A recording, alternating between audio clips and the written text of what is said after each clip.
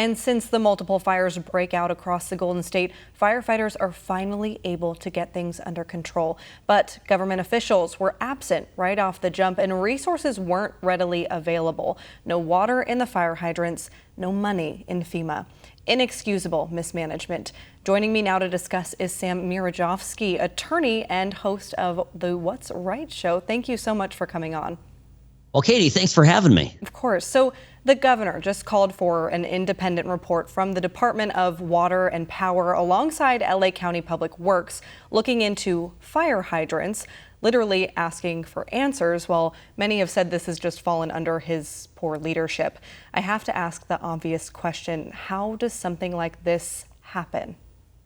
Well, it's a great question. And as of yesterday, Newsom was saying that everything was fine, and he was questioning even the undebated fact that there was this, these main reservoirs that were empty. So this absolutely is a state problem. Back in 2014, the voters in California allotted at least $2.7 billion to the creation of new water storage facilities. And so what's absolutely unbelievable is none of those projects were ever built. They never got done. They got tied up in red tape.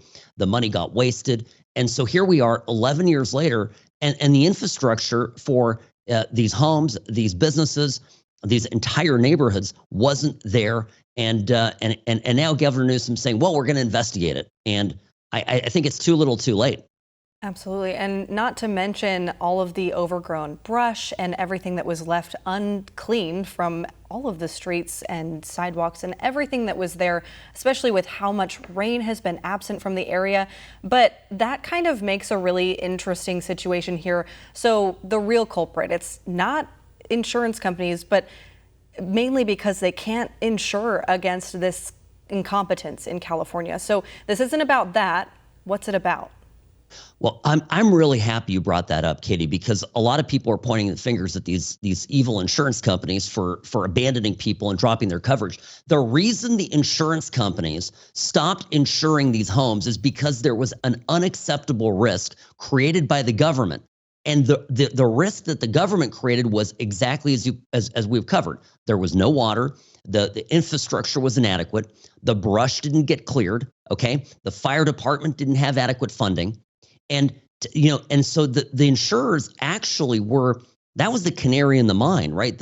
They were the key indicator that there were risks here that were likely to be fatal. And so again, the government creates these risk factors that are within its control, and then the most insane thing is the state of California comes along and says, well, you can't raise your rates. If you're an insurance company, you can't just arbitrarily raise your rates. Because of Prop 103, insurance companies in California have to go through a public hearing. If they want to raise rates, they have to get approval from the insurance commissioner. It's a lot of red tape. So again, government creates the risk, and then government turns around and says you can't raise your rates accordingly. It's absolute insanity. I hear that. And so obviously there was a ton of awful winds happening in the area at that time with the fire being sparked, and we don't know what the cause is yet. So it could have been a number of things, but including infrastructure with the power, any of those power companies out there. I believe over there it's PG&E, but whoever is to blame for this, of course, they're doing investigations. The focus has to shift back to California with the ungodly prices here, including the highest sales tax. We've got one of five, I think. I think we're fifth in the United States. We pay the most income tax as well. So the people who fund the Golden State are the ones that are suffering under these policies. So how do we hold these guys accountable? Of course, they're asking for Governor Newsom to resign. So is that a possibility? Do we see that in the near future, or? Well, I have my feelings about Newsom. I don't think he's the resigning kind. I don't think he's going to take any personal responsibility for this. But I think what the Democrats in LA are about to get defunded, because you're raising a very important point here, and that is that they are very likely here to run out of tax revenues. All these homes, right? These are people that were that we're paying, I would say somewhere in the neighborhood of $35,000, $45,000, $55,000 a year minimum in property taxes. That's gone. And these people may never return to these areas. So they're not just their property taxes, but sales tax revenues, obviously income tax. So the real pain that's going to come here for the Democrats in California is to the budget, because these are the top tax contributors into the system. And they may be gone for good. The whole other problem, and Trump literally said it looks like he's going to have to pick up the pieces of the failed administration along with the Democrats that are running these states. So Sam Mirejovsky, attorney and host of the What's Right show, thank you so much for your insight. Pleasure to be with you. Thanks.